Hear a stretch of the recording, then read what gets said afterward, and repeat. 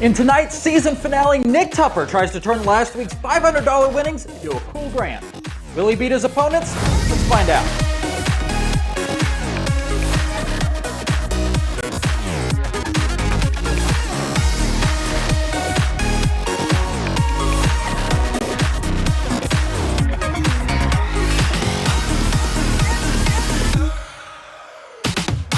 Welcome to the season finale of PropQuiz. I'm your host, Ethan Berg, and tonight is our 10th and final episode of our first season. Since we started in July, we've had 22 contestants on and awarded $6,300 in cash prizes to our winners and our runners-up. This evening, we of course have last week's winner, Nick FOD Tupper, back to try and win a second game in a row. He won the game with 150 points, beating his dad's score of 115 from earlier in the season. Now he's going up against two more pilots who have it out for him. Natalie Kelley is the founder of FlyGirl, an aviation-themed organization that provides young women with scholarships, support networks, and more. Will she give FOD a run for his money, or will his key component turn out to be Collette? Cameron is an avid flyer and an active member of Civil Air Patrol's Tuscaloosa Composite Squadron. He's currently building an airplane with his daughter Hannah, who's in flight training herself. With three great pilots, it's really anybody's game, so let's not delay it any further. It's time to kick off round one. Here we go. You are on flight following, heading toward a Class B airspace. What must you hear on the radio before entering it? Cameron. Cleared to Class Bravo. Cleared into the Class Bravo is the correct answer. You are first on the board tonight with 10 points. Welcome to PropQuiz, Cameron. It's good to have you on with us. This is your first time with us here tonight. How did we trick you into doing this? You've been watching the show all the way throughout the season. We didn't scare you off? I don't know. I don't think so. It's kind of fun. Well, that's good. I know your family's watching tonight, and I know they're rooting for you. Actually, I think one of them just texted me a few minutes ago, but welcome. Now, you've been flying for a long time, but you only got your actual pilot certificate a few years ago. Is that right? Yeah, I was one of those people that started off and had a really good deal about 20 years ago, cutting grass around a hangar and learned how to fly on a Champ. As long as I kept the grass cut, he taught me how to fly on the Champ, and then, life happened. So there was a 20-year break in there. Back into it 3-4 years ago. I understand, but it's fantastic that you're in it now. What kind of plane are you building with your daughter? Fisher Tiger Moth. Fisher Tiger Moth. Very neat. War II. That's fantastic. Well, Cameron, we're going to move on to our next question now. Aircraft may trail a spinning vortex of air from each wingtip, causing wake turbulence. What is the plural of the word vortex? Oh my gosh. Vortices? It is vortices. You now have 10 points as well. Good evening, Natalie. Woo! You created FlyGirl. You're a pilot. You've been a pilot for a few years yourself. Why'd you create FlyGirl? And tell us a little bit about what it does. Well, FlyGirl is all about trying to get more women involved in aviation. So I started the FlyGirl product so that women can wear the shirts and show off their gear and let people know that they're pilots and they love aviation. And then the proceeds for the sales goes to funding flight training scholarships for women. That's fantastic. So you're doing that to help get other women into aviation, but what got you into it? Well, my dad was a pilot, professional pilot, and then I had an uncle that was also a pilot and big in the warbird air show community. And I just loved that and I always wanted to do it, but I waited a long time. I just started flying about 4 years ago, so I'm fairly new pilot too. Well, hopefully it was worth the wait, Natalie. Let's continue on with our next question. Name a secondary flight control found on both a Cessna 172 and a Piper Warrior. Nick. Flaps. Flaps. Flaps is an absolutely correct or acceptable answer, I should say, in this case. And I've used my one use of the word absolutely. But FOD Tupper, you are back again tonight. You had 150 points in last week's game.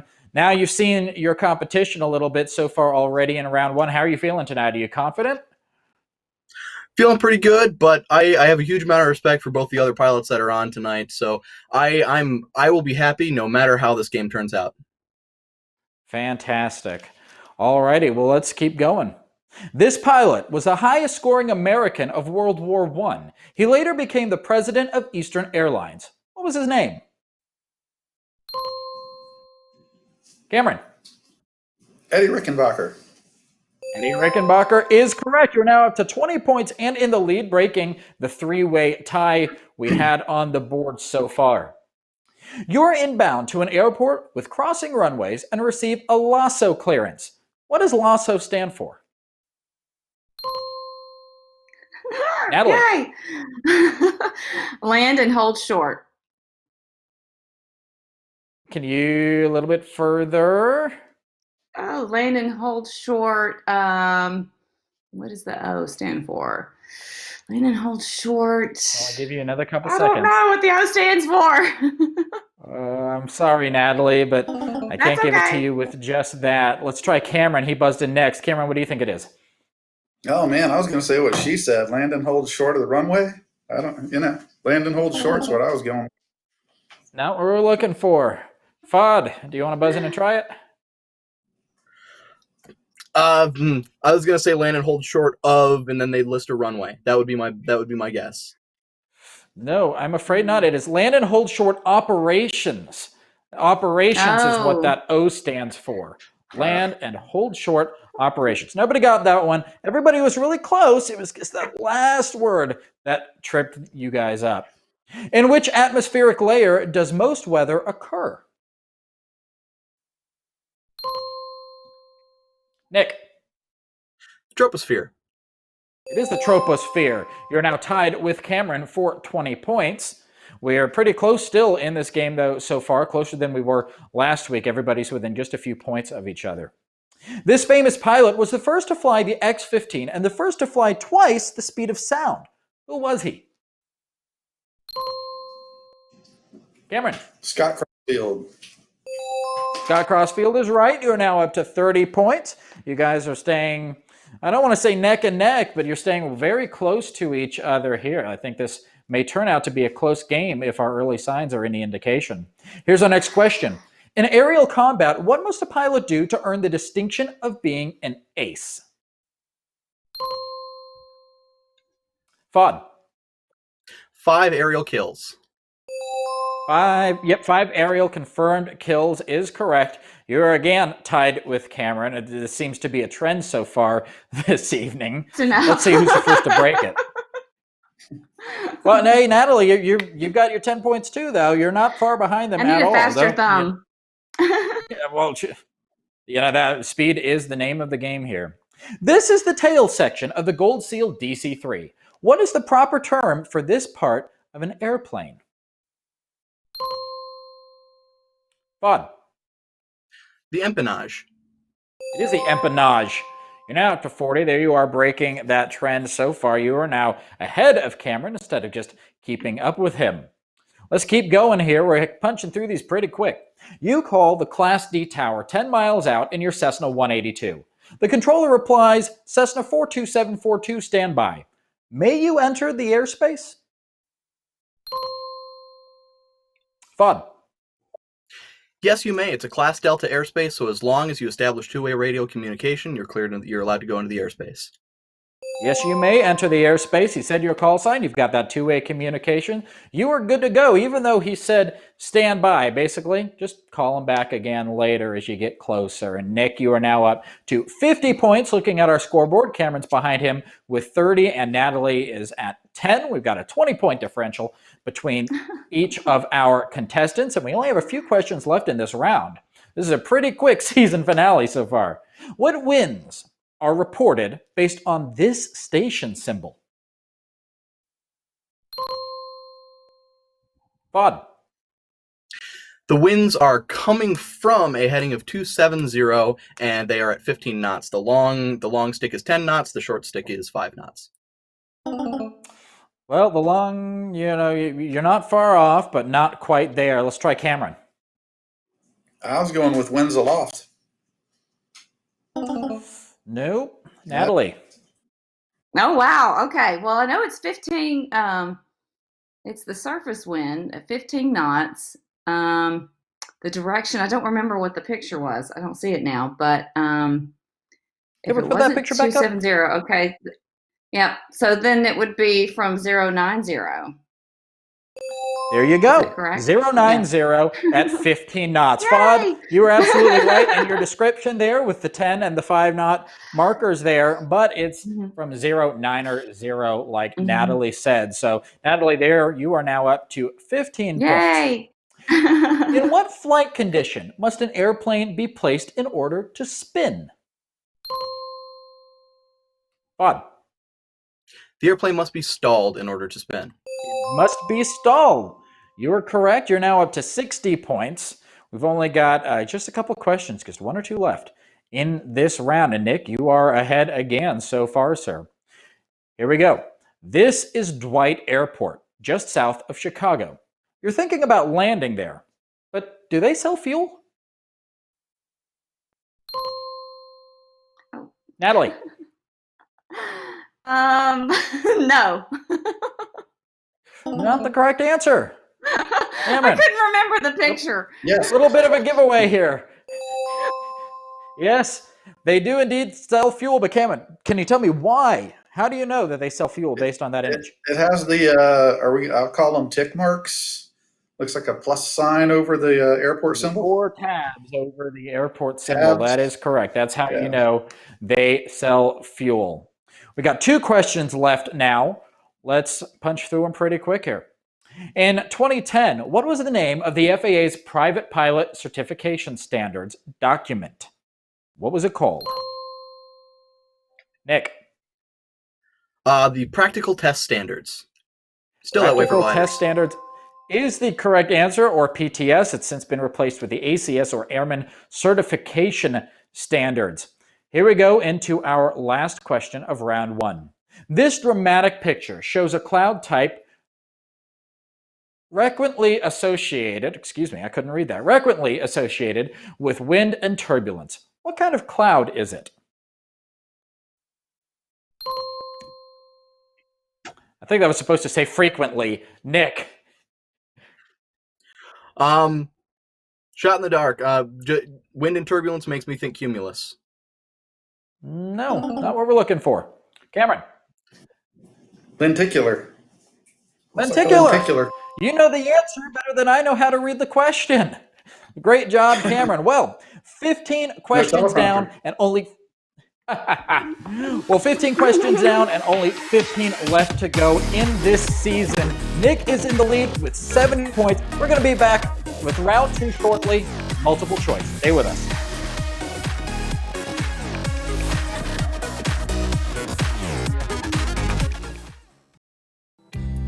For many pilots, airspaces remain a confusing concept.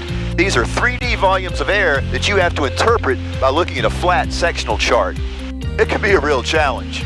You need to master them, and the FAA definitely puts heavy emphasis on them for the written test. But no worries, Gold Seal makes airspaces easy to understand using stunning three-dimensional graphics. And these are the exact ones that you'll see on your knowledge test. You don't have to imagine them, Gold Seal shows them to you in awesome real-world perspective. Gold Seal is the premier online ground school. We've been doing it longer than anyone else. Come see for yourself with a free test drive at groundschool.com.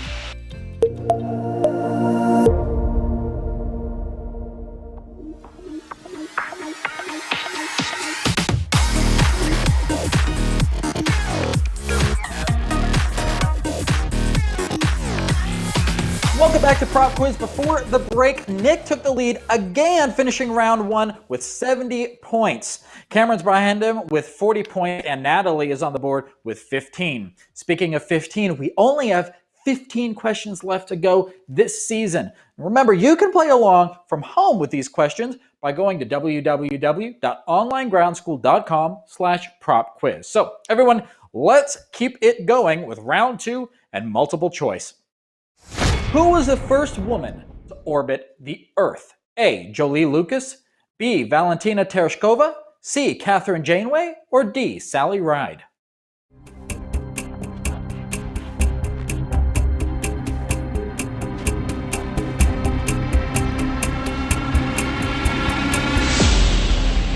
Alrighty, who was the first woman to orbit the Earth? We're going to start our reveal in round 2 with Natalie. Natalie, you said no. D, Sally Ride. No, it is not. I knew, It is not. Sorry, Natalie. FOD, you said D, That's Sally okay. Ride is why. Right after I said that, I see you knew. shaking your head. No. Cameron, are you going to save us? You are. You said B, Valentina Tereshkova. That is the correct answer. You've got the first 5 points of round 2. Great job. Let's keep it going. In the Northern Hemisphere, the jet stream's general movement is A, east to west, B, anticyclonic, C, west to east, or D, cyclonic.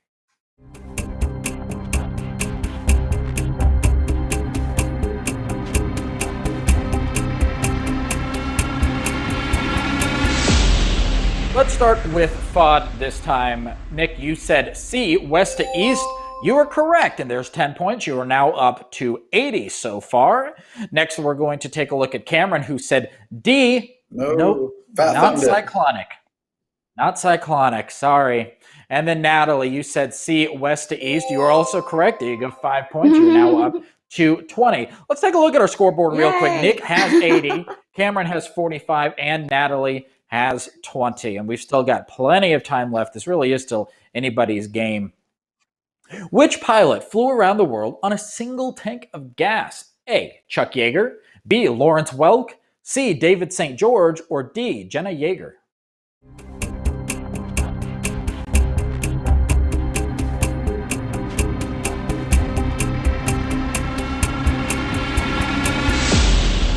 Alrighty, let's start with Nick again. You said D, Jenna Yeager. That is the correct answer. Oh, look, there's a very colorful llama. A very colorful llama indeed. That llama is bringing you up to 90 points now with that correct answer, Jenna Yeager. Next, we're going to take a look at the response submitted from Natalie, who said D, Jenna Yeager as well. So she is now up to 25 points. And lastly, Cameron also said D, Jenna Yeager. He's now up to 45 points. So all three of our contestants because Jenna Yeager, she's actually not a pilot. She wasn't even a navigator. She was a passenger in baggage. She's not a pilot. Actually, she is a pilot. We fact checked that. She actually is. I can't attest to that. Dick retained. All right, well, we're going to keep moving on here. In the Tom Wolfe book, The Right Stuff, which group of astronauts is glorified? A, the Houston Astros, B, the Flying Cowboys, C, Mercury 7, or D, the Black Sheep?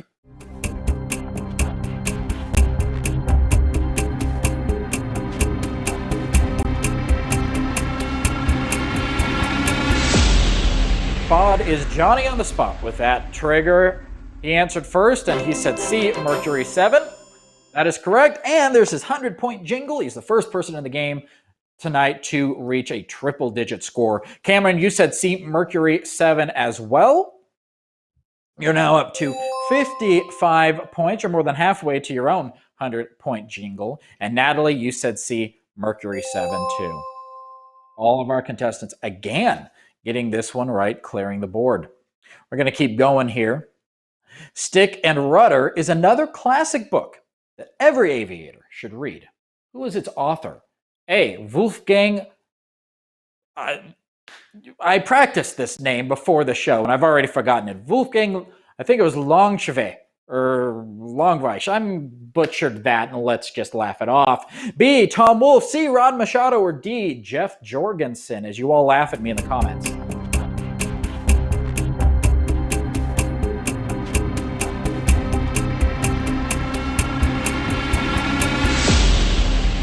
That earthquake I just felt, I'm pretty sure that was the director cringing.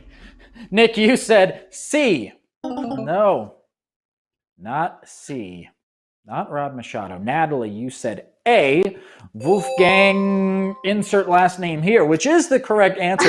Do you know how to pronounce it? I don't. Languisha? I don't know. It was Longveche or something like that. I can't remember it. I'm sorry. And lastly, Cameron said C. It is not Rod Machado. Nope. Natalie got it right, and she did better answering it than I did, again, trying to read that name. I apologize, Wolfgang, for butchering your name. Winds are out of 70 degrees. I'm sorry? I do know how to pronounce it. It's Langeweische. Langeweische. Okay. Langeweische. I'm still going to forget German that by name. the time we get through this next question, which is this. Winds are out of 70 degrees, and you're landing on runway 25. Compared to your airspeed, your ground speed will be what? A, unchanged, B, slower, C, 70 knots, or D, faster?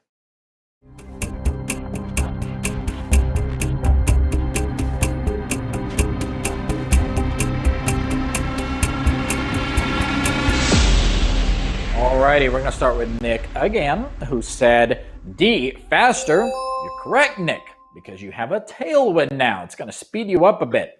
Cameron said B. No, it is not. And Natalie, we didn't get an answer from you on this one. What happened? Oh, no, it didn't go in? Oh, darn it. Oh, I answered, yeah. sorry Well, to hear doesn't that. matter. Might have been just before the nick of time there. Let's keep going on to our Maybe. next question, which is this. After flying 5 space shuttle missions, this aviator flew as an airline captain. Then he won the Reno Air Races. Who is he? A, Hoot Gibson, B, Hopalong Cassidy, C, Rowdy Yates, or D, Jesse James?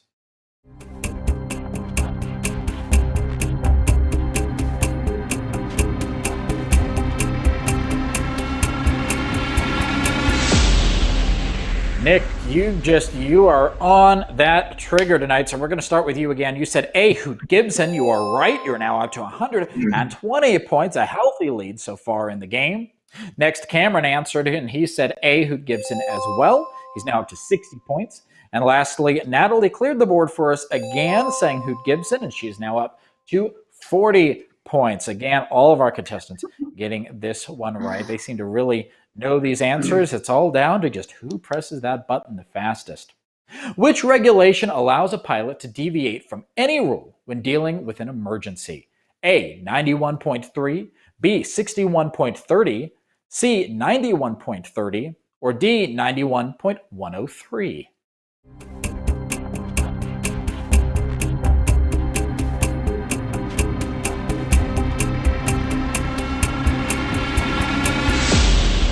Alrighty. Which regulation allows a pilot to deviate from any rule when dealing with an emergency? Nick, you said C. Nope. We're dealing with a lot of different numbers here, but that wasn't the right one. Next, let's take a look at Cameron. Cameron, you said the same thing. Are you cheating off of Nick here? What's going on here? Are you cheating off of Nick? Well, you wouldn't take my check. And Natalie. Well, Natalie, you said A, 91.3. That is the only correct answer we've received for this question. You're up to 45 points. Congratulations. See, this is why you don't cheat off of Nick on these types of questions. Who? But as a reg guy, he's gonna kill me. Nick, you're in the lead, so I have to give you, I have to make sure you're still in your place. You don't get your big head. I gotta beat you down a little bit here. Well, who flew the P-80 chase plane when Chuck Yeager first broke the speed of sound? A, Steve Canyon, B, Bob Hoover, C, Wild Bill Kelso, or D, Jackie Cochran?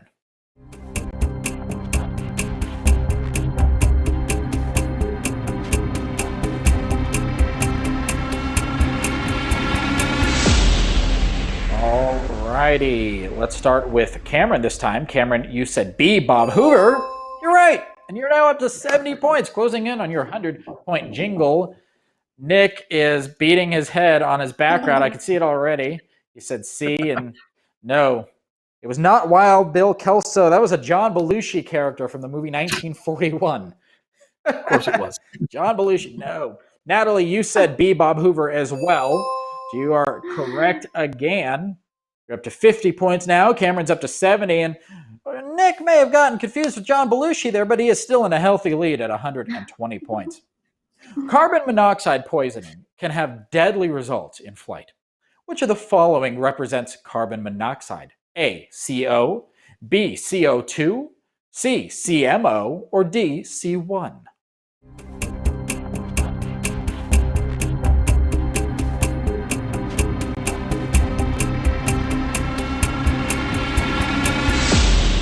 All right, which of these represents carbon monoxide? Nick, you said A, CO. You're right. C for carbon, O for oxygen. That's just one O, so monoxide, mono for one. Cameron, you said A as well, CO. You're now up to 75 points. And lastly, Natalie, you said B. No, I'm sorry. No, it's CO, one C and one O. Yeah. Alrighty, we only have 5 questions left in this season of Prop Quiz, guys. Let's knock them out.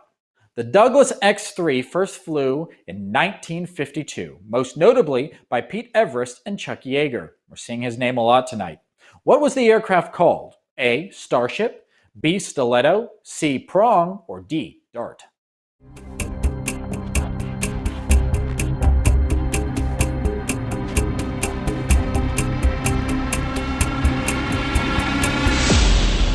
Alrighty, what was that aircraft called? Nick, you said D. No, sir. No, sir. You're losing your edge here just a little bit. Cameron, B is what you said, the Stiletto. And you are right. Man, am I glad I'm not having to stand here wearing those. And Natalie, you said B, Stiletto as well. When we were talking about this question earlier today, we made a joke that I could be on RuPaul here, standing here in stilettos on Prop Quiz, but that would not be fun. Alrighty, guys. Here's our next question, and we're running out of these. Time's ticking. Which weather report is most important to all pilots in a geographical area? A, the METAR, B, the AirMet, C, the SIGMET, or D, the PIREP?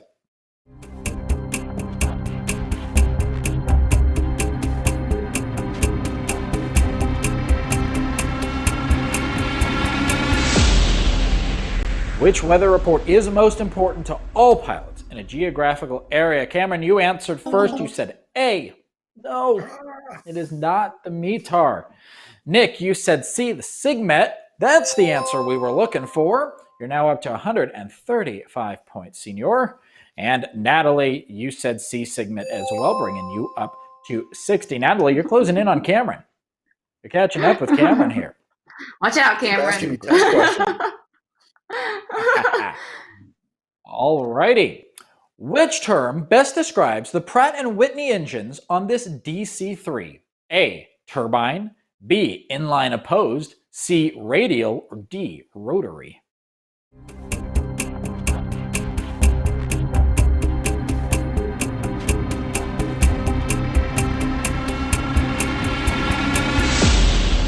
Cameron answered first again, so we're going to reveal him. He said C, radial, and you're right, bringing you up to 90 points now.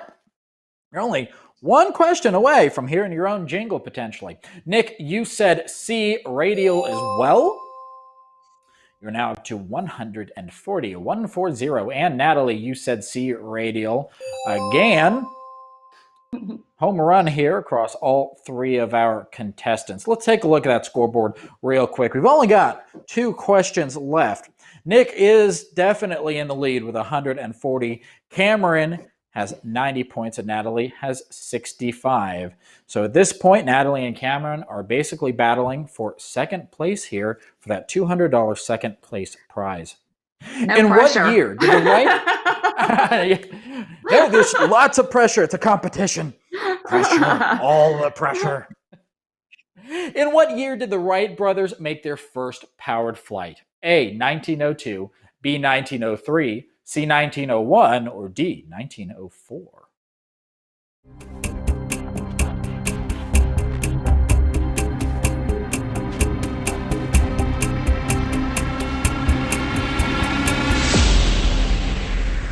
I'd really like to know who just let these mosquitoes in here. Alrighty, we're going to start with Nick. You said D. No, it was not 1904. Cameron said B, 1903. That is the right answer. You're now up to 95 points. And Natalie said A, It wasn't A either, Natalie. We were looking for 1902. 1903. Wright brothers' first powered flight. It started all of this when where we are today. All right, guys, this is our final question of the first season of Prop Quiz tonight. This prize-winning biplane, owned by John Burnson, was built in 1939. What is it? A, a Beechcraft Staggerwing. B, a Boeing Stearman. C, a Bucher Jungmeister. Or D, a Waco Executive.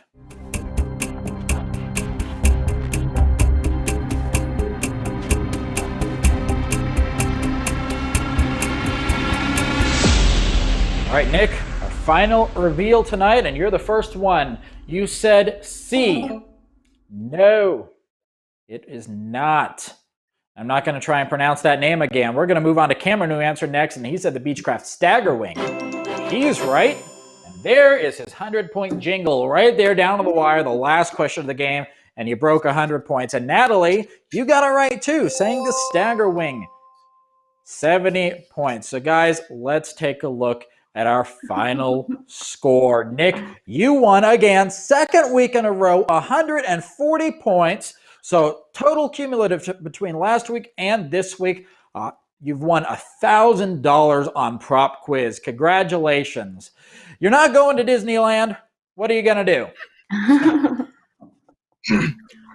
That's a wonderful question. Honestly, it's probably going to go into flying next summer, or as soon as restrictions start getting lifted and things start being safe to go to.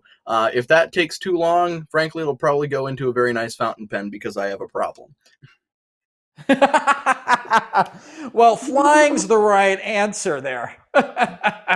All righty, and Cameron, second place. You've won tonight's $200 second place prize. How do you feel? You didn't quite match Nick's score, but you did beat Natalie. Oh, he's so much faster. Well, and we know Natalie got so many of the answers. Natalie got so many of the answers that you buzzed in on tonight correct. You did a fantastic job in round two. It just came down to who punched that buzzer I quickest. know. I need to work out my thumb a little bit.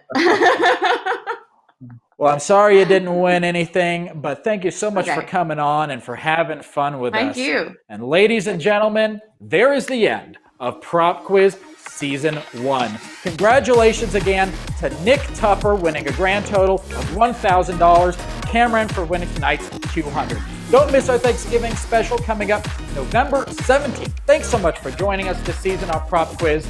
So long, everyone.